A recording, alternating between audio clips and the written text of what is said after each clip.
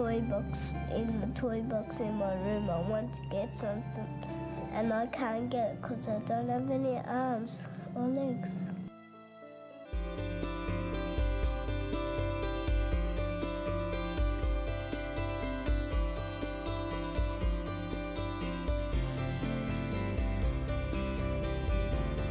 Courage is when you try things afraid.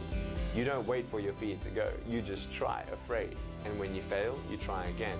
And so with those principles, I kept on, trying, and as my, my students around me, my friends, they were learning how to ride their bikes. I was learning how to skateboard.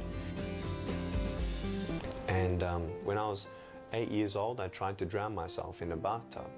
I wanted to give up because I felt like my life had no purpose, and purpose is key. Without purpose, life is meaningless. Without meaning, there is no hope. And so I could look in my life and I'm thinking, I'm not going to have a job, not going to have a career, not going to get married, not going to have a good life. Nothing good's going to come out of my life. So I should just give up. And so that's where I went through, and I was very angry at my parents sometimes, but it wasn't their fault. I wasn't angry at my doctors because the doctors didn't do anything wrong. I was angry at God. When he talked about, God loving me and my mum telling me that God has a special plan for me, I couldn't see that.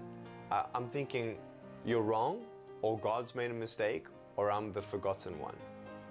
I thought, no, that can't be true. Why does he let me be born in pain? And they talk about God in the Bible where it says, he can do miracles. And you hear stories of Jesus doing many, many miracles in the Bible while he was on earth 2,000 years ago.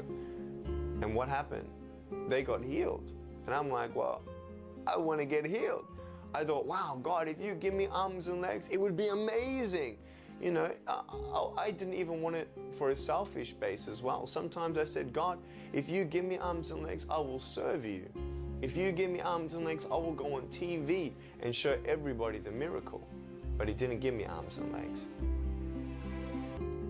When I read John chapter 9 about a man who was born blind, and everybody asked Jesus, why was this man born blind? Jesus said it was done so that the works of God may be revealed through him. And he spat in the dirt, put it on the man's eyes, and the man got healed after he washed in a river. You know what happened? He was healed. And I'm like, man, okay, God, you know what? If you give me arms and legs, awesome. But he asked me, do you trust me? And I said, yes, to the point where if you don't even give me arms and legs here on earth, I still trust that you have a greater purpose. If you have a plan for a blind man, then you have a plan for me. I pray, and he gives me that peace. And I think everybody can relate to that. Everybody has arms and legs around me, but everybody still has a broken heart sometimes. And that's why people are encouraged by my life, because they can see my disability, but they can see my victory in my eyes, in my smile. And they know that if Nick has found hope, then I can find hope. If Nick has found purpose, then I can find purpose. Do you know if God gave me everything I wanted, I would have had arms and legs at age 6 and I wouldn't be speaking to you? Can you imagine? If God gave me arms and legs at 6 years old, no one in Hong Kong would have found out. And even if you found out over media, you would say, well, it's fake. It's just a story. It's not going to change anybody's life. You will forget that miracle very fast. But I stand before you as a miracle of God, and you will not forget my smile. You will not forget my joy. You will not forget my story. And that's the miracle, that if God doesn't give you what you want, He's got something better.